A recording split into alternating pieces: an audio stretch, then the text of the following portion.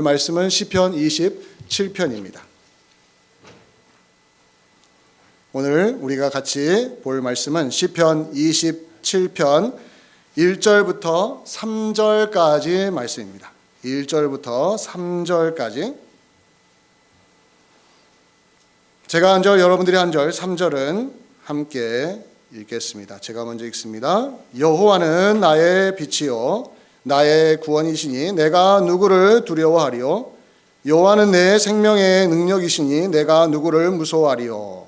악인들이 내 살을 먹으려고 내게로 왔으나 나의 대적들 나의 원수들인 그들은 실족하여 넘어졌도다. 군대가 나를 대적하여 지인칠지라도 내 마음이 두렵지 아니하며 전쟁이 일어나 나를 치려할지라도 나는 여전히 대언하리로다. 아멘. 기도하겠습니다. 고마우신 아버지 하나님, 주님을 신뢰하는 것이 무엇인지를 전하고자 합니다. 주님을 확고한 믿음을 갖고 신뢰하는 것이 무엇인지 오늘 다윗이 고백했던 27편에 있는 말씀을 통하여 새롭게 깨닫게 하시고 이 말씀을 듣고 나서는 우리가 더욱더 주님을 의지하고 신뢰하겠다라는 결심하는 귀한 시간 되게 하여 주시옵소서. 예수 그리스도의 이름으로 기도하옵나이다. 아멘. 자, 구약에 나오는 많은 신앙의 인물들 중에 여러분 하나님을 가장 신뢰했다고 할 수 있는 사람을 뽑으라면 누구겠습니까? 저는 다윗이라고 봅니다. 당연히 다윗이죠. 다윗을 넘버원으로 우리는 꼽을 수밖에 없는데, 그러면 또 어떤 분은 이렇게 생각할 수도 있어요. 아브라함도 있는데요, 모세도 있는데요. 그렇죠. 그분들 굉장한 믿음의 사람들이고 하나님을 의지하는 사람들이고 넘버원으로 아브라함, 모세를 이야기해도 손색이 없습니다. 여러분, 아브라함이 어떤 사람입니까? 고향을 떠나본 적이 없는 사람인데 하나님이 떠나라는 말씀 한마디에 모든 걸 남겨두고 떠났지 않았습니까? 그것만 봐도 하나님을 신뢰하는 그 깊이와 그 크기가 얼마나 대단했는지를 알 수 있지 않습니까? 그럼에도 불구하고 제가 다윗을 하나님을 신뢰하는 가장 위대한 인물로 꼽는 이유는 그가 쓴 시편들 때문에 그렇습니다. 이 시편들. 우리가 시편 1편부터 150편이 있는데 이 중에서 다윗이 쓴 시는 엄청 많습니다. 근데 그 많은 내용들의 핵심은 뭐냐면 하나님을 신뢰하는 겁니다. 하나님을 의지하는 거였어요. 그 중에 그가 쓴 시편 중에 27편, 오늘 읽은 27편은 최고봉이라고 말할 수가 있습니다. 하나님을 신뢰하면 사람이 이렇게 고백할 수 있구나 라는, 어찌 보면은 하나의 기준점이랄까요? 너무너무 위대한 고백을 했는데 그 중에 27편 1절부터 3절은 여러분 꽃 중에 꽃이라고 말할 수가 있습니다.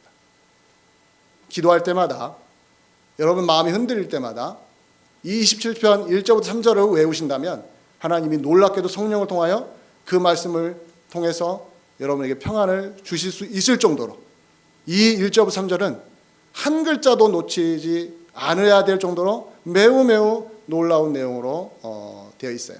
그래서 어떤 학자가 이 27편을 이렇게 묘사를 했어요. 뭐라고 했냐면 하나님에 대한 환희에 찬 신뢰. 환희에 찬 신뢰. 하나님을 신뢰하는데 환희에 찼다는 거예요. 환희. 이 환희가 뭔지 아시죠?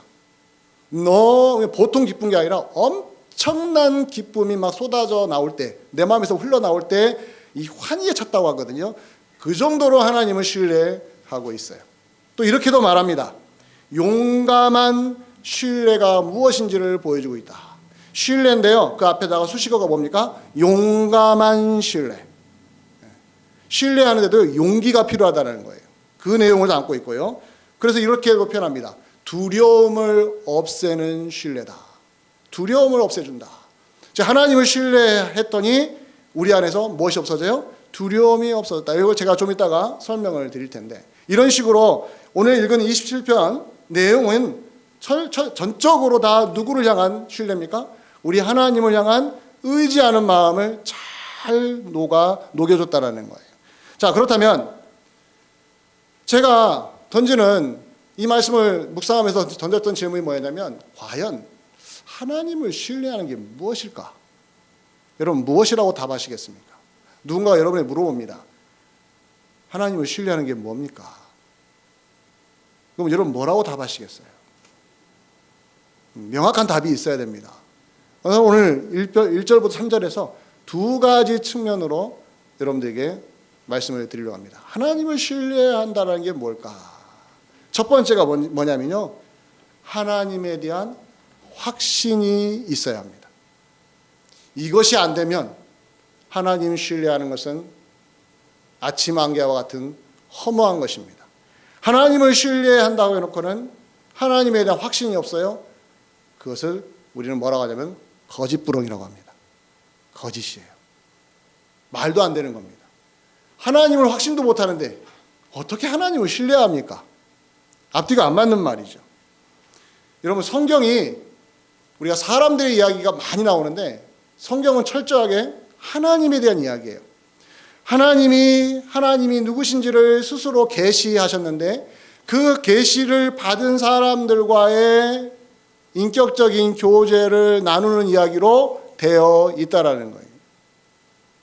그래서 성경을 보면 하나님을 만난 사람들의 이야기가 참으로 많습니다. 아담과 하와를 시작으로 해서 노아와 아브라함과 모세를 이어지는 수많은 신앙의 인물들이 다 하나님을 만났고 하나님의 사랑을 경험했고 하나님의 보호를 체험을 했습니다. 그러면서 그들이 내가 만난 하나님을 어떻게 표현할 것인가 했을 때 여러 가지의 이미지를 사용을 했는데 다윗은 그 중에 가장 탁월한 사람이었습니다. 자기가 만난 하나님을 이미지라는 그림을 보듯이 하나님을 이해할 수 있게 하는 그런 아주 중요한 상징적인 언어를 잘 썼어요. 오늘 1절을 우리가 다시 한번 읽어볼까요? 27편 1절에 보면 세 가지 이미지가 나와 있습니다. 1절을 보시면 여호와는 나의 빛이요 나의 구원이시니 내가 누구를 두려워하리요 여호와는 내 생명의 능력이시니 내가 누구를 무서워하리요. 여기 보면 세 가지 이미지가 뭐겠습니까? 빛과 구원과 능력입니다. 빛과 구원과 능력. 자, 중요한 것은 그가 신학교에서 하나님을 배운 것이 아니었다라는 거예요. 성경 공부 시간에 하나님이 이런 분이야 해서 하나님은 빛이시구나, 구원이시구나, 능력이시구나라고 배운 것이 아니에요. 그가 살면서 체험한 결과로 나온 표현들입니다. 너무너무 다른 이야기인데요. 하나님은 빛이십니다. 하나님은 구원이십니다. 하나님은 능력이십니다. 이 말에 누가 토를 달겠습니까? 믿는 자라고 한다면. 우리는 성경을 통해서 그 단어를 잘 알고 있어요. 자, 그런데 여러분과 제가 놓치지 말아야 할 것은 뭐냐면 빛 앞에 한 단어가 나옵니다. 누구의 빛이라고 말합니까? 나의 빛이라고 말합니다. 이걸 놓치면 안 돼요. 하나님은 나의 빛이시고 나의 구원이시고 나의 능력이시고 나만의 빛이시고 나만의 능력이 아니라 나의 빛이라고 나의 구원이라고 하는 말은 그가 학교에서 배운 것이 아니라 이론으로 배운 것이 아니라 책을 통해서 배운 것이 아니라 실제로 살면서 여러 가지 상황 속에서 체험을 했다라는 거예요. 그럼 빛이라는 것은 나의 빛이라는 것은 어떤 상황에서 체험한 것입니까? 어두운 곳에서 누구를 만났다고요? 빛이신 하나님을 만난 겁니다. 인생의 어두움이 왔을 때에 여러분 인생의 어두움이 온다는 건 뭐겠습니까? 앞뒤가 캄캄한 거 아니겠습니까? 사업하는 사람에게는 사업이 망하는 것이고 건강한 사람에게는 건강을 잃어버리는 것이고 직장을 가는 사람에게는 직장을 잃어버리는 것이 앞이 캄캄한 거 아니겠습니까? 신앙인에게도 그러한 삶의 위기가 온단 말이에요. 어둠이 찾아온단 말이에요. 그랬을 때 그가 누구를 만났다고요? 빛이신 하나님을 만나니까 뭐라고 합니까? 하나님은 빛이시야 라고 말하지 않고 나의 빛이시야. 여러분 어감이 다른 거예요. 어감이. 하나님은 빛이시야 라고 말하는 것과 나의 빛이시라고 말하는 것은 차원이 다르고요. 듣는 사람이 완전히 다르게 들을 수밖에 없는 놀라운 신앙 고백이 그 안에 들어있다라는 거예요. 나의 능력이야. 여러분, 나의 빛이야 뿐만 아니라 나의 능력이라는 건 뭡니까? 나의 능력. 그 전에 나의 구원은 또 뭐겠습니까? 나의 구원. 여러분, 다윗이 하나님의 구원을 어떻게 체험한지 알아요? 우리 기독교 신앙에 있어서 참 안타까운 현상 중에 하나가 예수 안 믿다가 예수 믿을 때의 그 구원만을 생각하는 경향이 너무 뚜렷하다는 거예요. 그렇지 않습니다. 하나님의 구원은요, 예수 안 믿다가 예수 믿을 때만 구원이 이루어지는 게 아니라 예수 믿고 나서 내가 죽는 순간까지 하나님의 구원을 늘 어떤 상황에서나 어떠한 순간에서나 체험할 수 있는 특권을 가진 사람이 누구겠습니까? 예수 믿는 사람인 거예요. 근데 구원하면 늘 하는 말이 불신자가 신자가 되는 것이 구원이구나 라고만 생각하면 구원의 한 면만을 보는 겁니다. 진짜 구원은요, 예수 믿고 나서 내가 사는 동안 하나님이 내 인생 속에 들어오셔서 나를 건져주시는 그런 경험. 그래서 나의 구원이시구나. 이게 바로 신앙의 간증이고 신앙의 고백에 없어서는 안 되는 중요한 체험인 것이죠. 나의 구원. 다윗, 제가 구체적으로 설명 안 드려도 그가 사울왕을 통해서 얼마나 많이 죽을 위기에 처해 있었습니까? 그럴 때마다 하나님이 어땠어요? 그를 구해내주셨잖아요. 그러니 나의 구원이란 말이 얼마나 다윗에게는 뜨거운 신앙의 고백이 되겠습니까? 마지막 하나가 뭐였습니까? 나의 생명의 능력이다. 저는 이걸 좀 더 설명하고 싶어요. 그가 빛이라 구원이라고 말한 다음에 마지막에는 능력이라고 했는데 생명의 능력이라고 했는데 그 생명의 능력은 뭐냐면요, 나의 생명을 보호해 주시는 하나님의 능력이라는 뜻인데요, 그 능력이라는 뜻이 영어 성경 보면 오늘 스크린에 잘 나와 있을 수 있는데 stronghold라고 말해요. stronghold. 이게 무슨 말이냐면 요새라는 말이에요. 요새. 하나님은 요새처럼, 즉 성벽처럼 예루살렘 성벽이 예루살렘 안에 있는 이스라엘 백성들을 보호해 주듯이 하나님이 우리의 성벽이 되셔서 우리를 그 안에 집어넣으시고 어때요? 우리를 보호해 주시는데 뭘 보호해 주세요? 우리의 생명을 보호해 주시는 하나님이시다. 요즘 한국에 좋은 드라마가 하나가 상영이 되고 있더라고요. 그게 뭐냐면 역사 드라마인데 고려 거란 전쟁이라는 역사 드라마예요. 고려 거란 전쟁. 거기에 주인공이 누구냐면 강감찬입니다. 강감찬 하면 뭐가 생각납니까? 귀주대첩이라는 유명한 전쟁이 있죠. 저는 강감찬의 귀주대첩을 생각하니까 제 머릿속에서는 이 사람은 군인이었다, 장군이었다고 생각했는데 아니었어요. 이 사람은 문인이었어요. 문인. 학자였어요. 제가 깜짝 놀랐어요. 내가 잘못 알고 있었구나. 근데 그 강감찬 장군이 그 드라마의 주인공인데 요즘 새로운 영웅 하나가 떠올랐습니다. 숨은 영웅인데 그 이름이 뭐냐면 양규입니다. 양규. 양씨인데 이름은 규예요. 양규. 이 사람이 숨은 영웅인데 그 사람에 대한 이야기를 그 드라마가 아주 멋들어지게 잘 묘사를 해줬어요. 저도 궁금해서 인터넷 찾아봤죠. 이 사람이 어떤 사람인가 했더니 정말로 숨은 영웅이었어요. 근데 그 양규라는 사람이 왜 그렇게 유명해야 됨에도 불구하고 가려졌느냐? 그 이유는 딱 하나예요. 너무 빨리 죽은 거였어요.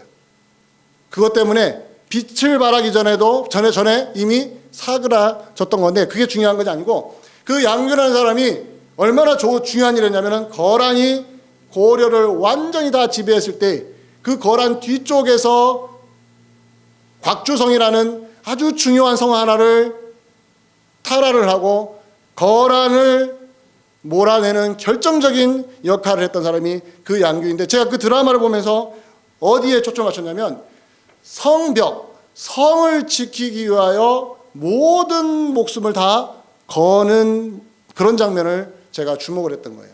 도대체 이 성벽이 무엇이길래 이 사람들은 이렇게도 이거 하나 지키려고 아니면 이걸 하나 탈환하려고 모든 화력을 다하고 있었을까? 그게 뭐냐면요, 그 고대 당시, 오늘 우리가 다윗도 그렇지만 그 당시의 성벽은요, 무엇을 뜻하냐면 그 안에 사는 사람들을 지켜주는 생명과 같은 거예요. 즉 오늘 본문에서 하나님은 나의 생명의 능력이라고 말했을 때 다윗의 머릿속에는 뭐가 있었냐면 이런 성벽인 거예요. 하나님이 성벽처럼 내 인생의 울타리를 쳐주셔서 나로 하여금 그 안에 살게 하셔서 나를 지켜주시는구나. 그렇다면 그 성벽을 부수려면 적군이 누구보다 더 강해야 됩니까? 하나님보다 더 강해야 되는데 이 세상에 하나님보다 더 강한 적이 있습니까? 없습니까? 없다라는 거예요. 다윗은 이 믿음이 분명했어요. 그렇기 때문에 뭐라고 합니까? 하나님은 나의 생명의 능력이시다. 나의 생명을 보호해 주시는 요새이시다. 이 믿음이 있었으니 그가 흔들림 없이 하나님을 신뢰할 수 있었던 것입니다. 사랑하는 성도 여러분, 하나님을 신뢰한다고 했을 때 모든 상황이 다 좋게 흘러가지는 않습니다. 하나님을 내가 하려고 작정을 하면 할수록 사단이 내적으로 외적으로 우리를 흔듭니다. 수많은 것으로 다양한 방식으로 우리를 흔듭니다. 왜 흔드는지 알아요? 단순히 교회 못 다니게 하려고요? 단순히 성경을 못 읽게 하려고요? 단순히 기도 못하게 하려고요? 아니요. 누구를 신뢰하지 못하게 해요? 하나님 신뢰하지 못하게 방해하는 겁니다. 여러분 잘 보십시오. 잘 보세요. 우리가 시험에 빠졌을 때 사람에게 실망한다거나 상황에 실망한다거나 환경이 안 좋아졌을 때 내가 믿는 사람이란 말이에요. 그러면 여러분이 그 상황에 직면했을 때 최종적으로 여러분 마음에 남는 게 무엇인가 보세요. 사람에게 실망하는 것은요, 예수 믿는 거나 안 믿는 거나 똑같이 실망합니다. 근데 예수 안 믿는 사람이 실망하는 모습과 예수 믿는 사람이 실망하는 모습 속에서 최종 종착점이 어딘지 보시길 바랍니다. 하나님에 대한 신뢰가 무너지는 거예요. 이걸 놓치면 신자들이 무기력해지는 것이에요. 지금 내게 일어나고 있는 어려움이 종국에는 뭘 무너뜨린다고요? 내가 하나님을 믿고 있다. 내가 하나님을 의지하고 있다. 하나님을 신뢰하고 있다는 부분을 흔들어 놓는단 말이에요. 그 흔드는 내용이 뭡니까? 하나님에 대한 확신을 못 갖게 만드는 거예요. 하나님은 나의 생명의 능력이야 라는 고백을 못하게 만듭니다. 생명의 능력이라는데 왜 내 생명이 이렇게 위태롭지? 이러한 반론을 자꾸 내 안에 의심을 심어주는 거예요. 하나님은 나의 빛이야. 하나님은 빛이신데 왜 나는 이렇게 어둠 속에 있지? 이런 식으로 우리를 하여금 누구를 의지 못하게 해요? 하나님을 의지하지 못하게 한다는 거예요. 그럴 때마다 여러분과 제가 말씀으로 돌아와서 그래야 됩니다. 지금 나는 어둠 가운데 있고 지금 나는 구원이 필요한 너무 위기 가운데 있다 할지라도 나는 지금 믿는 자이기 때문에 하나님을 믿는 자이기 때문에 이 상황에서도 나는 누구만은 하나님만은 절대로 흔들림 없이 붙잡고 있어야 된다는 그런 확신이 내 안에 있을 때 우리는 무너지지 않을 수 있다는 거예요. 여러분 믿으십니까? 이 믿음이 우리에게 있어야 되는 거예요. 이 믿음을 기르기 위하여 우리가 지금도 기도하고 있고 특별 새벽 예배를 한다고 하고 신년 말씀 집회를 한다라고 하는 것은 그렇게 공식적인 채널을 통하여 우리에게 말씀이 다가오는 거죠. 너 흔들리지 말라고. 너 흔들리지 말라고. 그렇기 때문에 두 번째가 꼭 있어야 됩니다. 하나님을 신뢰하는 게 무엇인지를 알려면 첫 번째는 하나님에 대한 확신이 있어야 한다고 했잖아요. 두 번째는요, 우리의 태도의 변화가 일어나야 한다는 거예요. 이건 당연한 건데요. 오늘 본문 1절을 다시 보시기 바랍니다. 27편 1절을 보세요. 여호와는 나의 빛이요 나의 구원이시니 그 다음에 어떤 문장이 나옵니까? 내가 다시 납니다. 여호와는 빛이라는 객관적인 이야기가 아니라 그 빛이 나의 빛으로 들어왔단 말이에요. 나의 빛으로 들어오니까 내가 뭐라고 반응합니까? 내가 누구를 두려워하겠습니까? 여러분 맥센스가 됩니까? 여호와는 나의 빛이시니 왜 내가 이렇게 어려워요? 이렇게 반문하면 그건 신앙의 반응이 아니라는 거예요. 잘 들어보십시오. 여호와는 나의 구원이시라고 고백하는데 그러면 왜 이렇게 어려워요? 라고 하는 것은 여호와는 나의 구원이라는 말과 배치가 된다는 겁니다. 서로 대립한다라는 이야기예요. 의외로 많은 신자들이 하나님을 나의 빛이라 나의 구원이라고 말해놓고는 자기의 풀리지 않는 현실, 어려움을 이야기하면서 나의 빛이라는 말이 그 말을 희석시켜버리고 그 말의 의미를 줄여버린단 말이에요. 그것은 올바른 반응을 하지 않기 때문에 그렇습니다. 여호와께서요, 빛이시라는 객관적인 그 문장이 나의 빛이시라는, 내 인생 속으로 들어온 빛이시라는 고백을 하기 시작하면 내 태도의 변화가 일어나는데 어떻게 변하냐면, 그러니까 내가 누구를 두려워하겠습니까? 라고 한다면 지금 어두운 가운데 있고 지금 고통 가운데 있는 나에게 여호와는 나의 빛이십니다, 나의 구원이신다라고 말한다면 나는 어떻게 해야 됩니까? 당연히 믿음의 반응이 뭡니까? 내가 이 질병을 내가 두려워하지 않겠다. 이 삶의 위기를 나는 끝이라고 생각하지 않겠다고 하는 의연한 신앙의 담대함이 우리에게 일어나야 한다는 거예요. 그렇기 때문에 사랑하는 성도 여러분, 여호와는 나의 빛이라 나의 능력이라고 말하면 자연스럽게 따라오는 그 다음 문장은 우리의 태도의 변화인데 뭐냐면 담대함이 내게 일어나야 하는 것입니다. 이게 진짜 믿는 사람이에요. 하나님을 진짜 신뢰하는 사람의 자연스러운 반응은 담대함이 생깁니다. 웅장함이 생깁니다. 배짱이 생깁니다. 내가 누구를 두려워하겠습니까? 말이 달라지지 않습니까? 말이. 이런 성도를 키우는 것이 교회 아니겠습니까? 하나님은 지금도 이렇게 담대한 성도를 키우려고 우리에게 말씀을 하고 계시지 않습니까? 예배 때마다요. 제가 이 말씀을, 이 담대함, 여호와는 나의 빛이시고 나의 능력이시니 내가 누구를 두려워하며 여호와는 나의 생명의 능력이시니 내가 누구를 무서워하리요, 이런 자연스러운 반응이 나오는 거 보면서 옛날 이야기가 떠올랐어요. 옛날 장면이. 한번 제가 말씀을 드린 적이 있을지 모르지만 제가 어릴 때 시골에 살 때는 화장실이 집 안에 있지 않고 어디에 있었어요? 항상 뒤에 있는데요, 그것도 잠깐 뒤가 아니라 한참 뒤에 있어요. 왜 그렇게 만드는지 모르겠어요. 옛날에 저는 그게 잘 이해가 안 됐어요. 한참 걸어가야 돼요. 근데 그 길 사이에 불빛이 있어요, 없어요? 꼭 없어요, 그때는. 그런데 여러분, 여름만 되면은요, 여러분 TV에서 뭐가 나온지 알아요? 전설의 고향이 나왔어요. 귀신 이야기. 저 어린 나이에 귀신 이야기 들으면 잠을 못 자는 거예요. 근데 재밌잖아요. 부모님 보시니까 그거 같이 봤단 말이에요. 그거 보고 나면요, 사람이 긴장하면 화장실 가고 싶은 말 알잖아요. 그런데 소변이 마려우면 시골에서는 뭐가 한지 알아요? 요강이 있어요. 요강. 그래서 거기다가 하면 돼요. 나갈 필요 없어요. 근데 꼭 큰 걸 봐야 되는 거예요. 꼭 그 시간에, 밤 10시에. 뭘 보고 나서요? 전설의 고향 보고 나서. 제가 장남이거든요.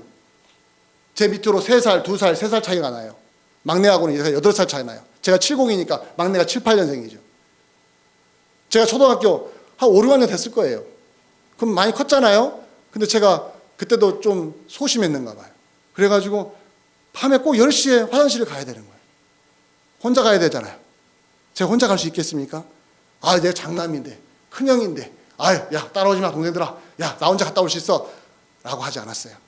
저는 누군가를 꼭 데리고 갔습니다. 그럼 둘째가 따라와요? 안 따라옵니다. 형 혼자 가. 셋째도요? 안 따라옵니다. 제일 만만한 게 누군지 아십니까? 5살짜리 막내예요. 5살짜리가 뭐가 대단하겠습니까? 근데 얘를 데리고 가는 거예요, 제가. 얘를 데리고 가는 거예요. 야, 너는 밖에 서 있어. 형, 나 무서워. 그럼 안으로 들어와. 그 냄새 나는데 안으로 들어오라는 거예요. 서 있으라는 거예요. 이 동생이 무슨 죄입니까? 근데 큰 형이 데려간다네. 꼬맹이가 뭐 견디어 뭐 개기겠어. 이런 말씀은 안 되는데. 그렇게 하겠어요? 근데 형이 따라오라니까 따라오는 거예요. 한두 번이 아니었어요. 제 동생은 그런 얘기 합니다, 지금도. 근데 여러분 아십니까? 그렇게 무서웠던 제 마음에요, 이 5살짜리가 딱 서 있는다는 하나로 어떤지 알아요? 하나도 안 무서워요. 이걸 심리학적으로 푸는데 무슨 의미가 있겠습니까? 심리학으로 푼다고 해서 풀어질 문제가 아니죠. 사람은 누군가를 신뢰하면 그게 힘이 돼야 힘이 안 돼요? 힘이 되는 거예요. 비록 5살짜리 동생일지라도 내 옆에 같이 있어주면 힘이 생기는 거 아니겠습니까? 하물며 천지를 만드신 전능하신 하나님이 내 옆에 계시다는데 여러분 담대함이 안 생기겠어요? 근데 그분이 나의 빛이요? 나의 구원이시라는데 어찌 우리가 두려움에 사로잡히겠습니까?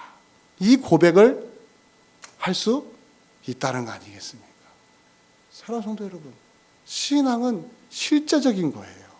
신앙은 이론에 불과한 게 아니에요. 신앙은 머리로 하는 게 아니에요.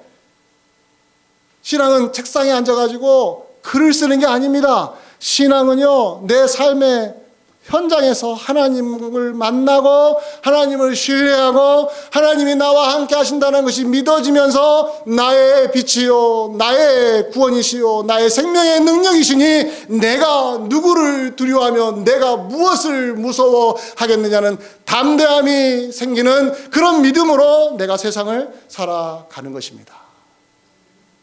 사랑하는 성도 여러분, 교회가 세상에 보여줄 수 있는 게 뭐겠습니까? 건물의 화려함입니까?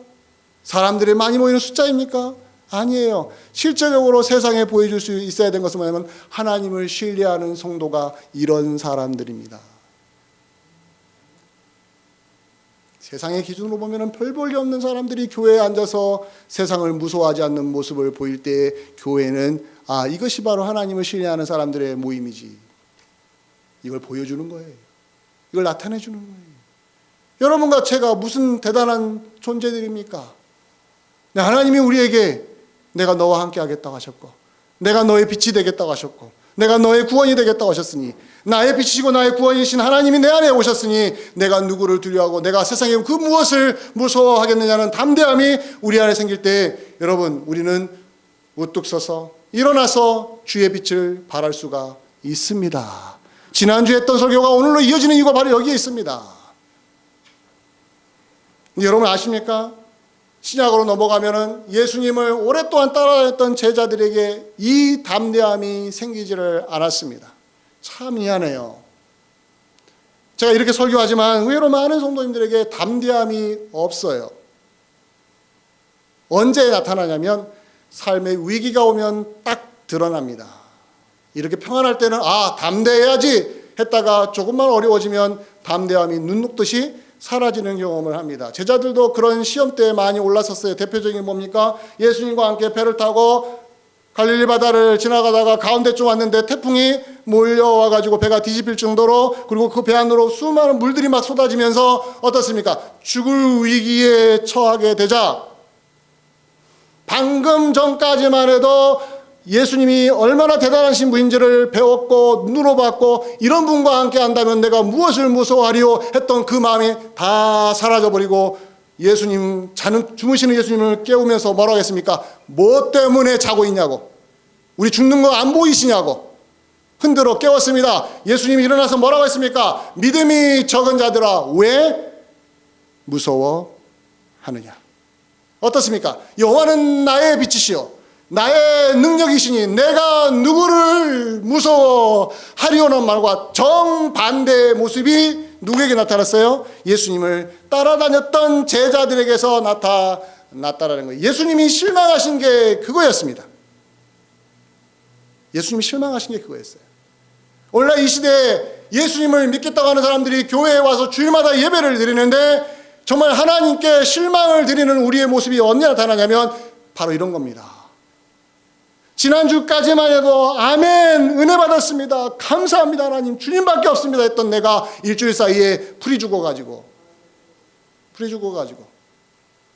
이게 뭡니까 하나님? 이게 뭡니까? 근데 이 사건이 커요 안 커요? 별 크지도 않아요.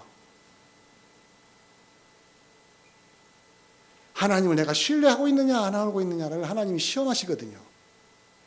이 방법 저 방법으로. 그래야 내가 커요. 그래야 우리의 신앙이 단련이 돼요. 그냥 온실 속에다만 자라놓으면요 신앙인이 안 커요. 연약함 그대로 그냥 사는 거예요. 때로는 물로, 때로는 불 속으로 지나가게 하시는 인생의 고난을 하나님이 허락하신단 말이에요. 제자들도 그랬단 말이죠. 그랬는데 죽을 것 같으니까 누구 붙잡고요? 주무시는 예수님 붙잡고 뭐 때문에 주무십니까? 라고 하잖아요. 이런 것처럼 우리가 하나님 앞에 그렇게 한다는 것은 내가 지금 내 안에 뭐가 안 생긴 거예요?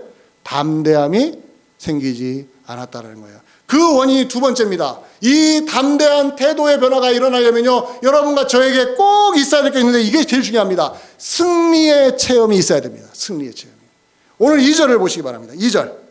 27장 2절에 보면 악인들이 내 살을 먹으려고 내게로 왔으나 라고 하는 실제적으로 벌어진 이야기를 해주고 있습니다. 악인들이 내 살을 먹으려고요. 이게 식인종입니까? 이걸 식인종이라고 말하면 안 되는 거예요. 이건 은유적인 표현이에요. 악인들이 내 살을 먹으려고 라는 것은 맹수들이 나를 잡아먹으려고 달려드는 것을 비유적으로 말한 거예요. 악인들이 나를 잡아먹으려고 내게로 달려들었다라는 거예요.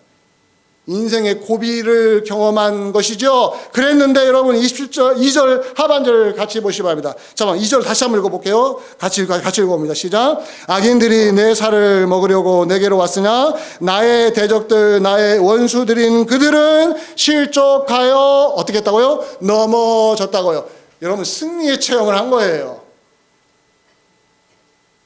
여호와는 나의 빛이시오 나의 능력이시니 내가 누구를 무서워하리요. 이것은 이론적으로 배운 것이 아니라 실제적으로 악인들이 나를 잡아먹으려고 달려들었는데 그런데 그들이 오다가 그들이 제풀에 꺾여가지고 쓰러져 버리고 넘어져 버렸다는 거예요. 이걸 자기 눈으로 본 것이죠. 무슨 장면입니까? 호랑이가 나를 잡아먹으려고 달려들었다가 그 앞에 함정이 파여진 것도 모르고 푹 빠져가지고 그 밑에 뭐가 있었어요? 떨어지면 죽는 죽창 같은 게 있잖아요. 호랑이가 그게 빠져가 죽어버린 거예요.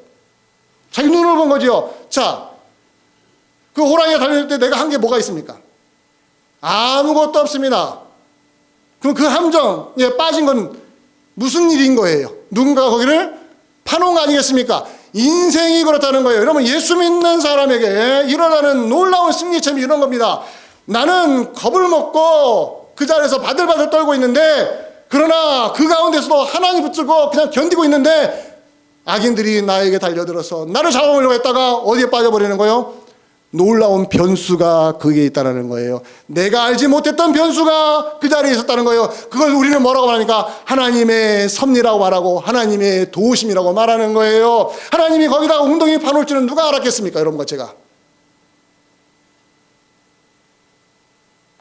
그래서 원수 같은 그 존재들이 거기에 빠져서 못 나와버리는 거예요. 이걸 내 눈으로 보고 있으니 내 눈으로 봤으니 이렇게 고백합니다. 여호와는 나의 빛이시니 내가 누구를 두려워하려. 나에게 실제적으로 그런 일이 있었는데 악인들이 나를 잡아먹으려고 달려들었다가 그들 스스로 실족하여 넘어진 걸 내가 눈으로 목격했다고 말합니다. 사랑하는 성도 여러분, 담대함이 언제 생긴다고요? 여러분 이렇게 설교 들을 때는 담대함이 생긴 것처럼 보이잖아요. 밖에 나가보십시오. 살벌한 밖에 나가보십시오. 성도님들이 실제적으로 승리의 체험을 하셔야 합니다. 기도하십시오. 이 체험을 달라고 기도하십시오. 이 체험이 나의 체험이 되게 달라고 기도하십시오. 나의 빛이시기를 원합니다. 나의 생명의 능력이기를 원합니다라는 고백을 여러분들이 할 수 있도록 하나님 나에게 승리의 체험을 하게 해주세요. 매 순간이 아니라 한 번이라도 승리의 체험을 하게 해주신다면 내가 담대함이 생겨서 3절로 말씀을 맺기를 원합니다. 그러면 이렇게 미래적인 위기에 대해서도 담대해집니다. 3절을 같이 한번 읽어봅니다. 시작. 군대가 나를 대적하여 진칠지라도 내 마음이 두렵지 아니하며 전쟁이 일어나 나를 치려 할지라도 나는 여전히 태연하리로다. 이것은요 과거에 경험했던 것을 통하여 담대함을 얻은 신자가 미래에 있을 위기 앞에서도 나는 태연할 수 있습니다. 멋있죠. 이런 신자를 만난다는 것은 기쁨입니다. 이런 신자가 교회 안에 많아진다는 것은 교회의 축복입니다. 태어난다는 말 아시죠? 여러분 태어난다. 제가 국어사전을 찾아보니까요. 태어난다가요 어려운 말이 아니에요. 여러분한테 읽어드리겠습니다. 태어난다가 뭐냐면 마땅히 머뭇거리거나 두려워할 상황에서 태도나 기색이 아무렇지도 않은 듯이 행동한다라는 거예요. 마땅히 머뭇거려야죠. 마땅히 두려워야 될 상황이에요. 그런데 태도나 기색이 아무렇지도 않게 보인다는 거예요. 이 사람이 어떤 사람입니까? 여호와는 나의 빛이시여 나의 구원이시니 내가 누구를 두려워하리요. 악인들이 나를 잡아먹으려고 과거에 한번 달려들었는데 하나님이 제대로 꺾어버리시더라. 맞아, 하나님밖에 없어. 하나님만 의지하면 나는 돼. 그렇기 때문에 앞으로도 군대가 나를 잡아먹으려고 하고 전쟁이 일어나서 내가 위기에 온다 할지라도 나는 그 가운데서 어떻게 한다고요? 태연하리로다. 번역 너무 잘했습니다. 영어 성경은 confident라고 하는데 태연하리라. 한국말 너무 번역 잘했어요. 태연하리라. 사랑하는 성도 여러분, 이렇게 고백하시길 바랍니다. 여러분들이 이런 고백이 나오시길 바랍니다. 목사님, 저 지난주에 죽을 뻔했어요. 근데 저 흔들리지 않았어요. 저 태어난 게 뭔지를 그때 알게 되었어요. 이게 신앙 간증 아니에요? 이런 고백을 하는 성도가 교회 안에 있다는 게 얼마나 큰 축복입니까? 그런 분들로 채워지도록 우리 교회가 발벗고 나선다면 주님이 축복을 당연히 허락해 주실 것입니다. 이 기대감을 갖고 다시 2024년도 둘째 주잖아요. 앞으로 달려가시기를 주의 이름으로 간절히 축원드립니다. 기도하겠습니다. 고마우신 아버지 하나님, 연약한 우리들에게 하나님이 찾아오셔서 빛이 되시고 구원이 되시고 능력이 되신다고 했습니다. 경험하고 났더니 나의 빛이시고 나의 구원이 되신 하나님이십니다. 이제는 두려워하지 않겠습니다. 이제는 기죽지 않겠습니다. 담대함을 갖고 군대가 몰려온다 할지라도 전쟁 중에 있다 할지라도 나는 주님 의지하고 태연하게 버티고 이겨낼 것이라는 신앙의 체험도 하고 고백도 할 수 있는 은혜로운 그 삶을 살 수 있도록 우리를 붙들어 주시옵소서. 예수님의 이름으로 기도하옵나이다. 아멘.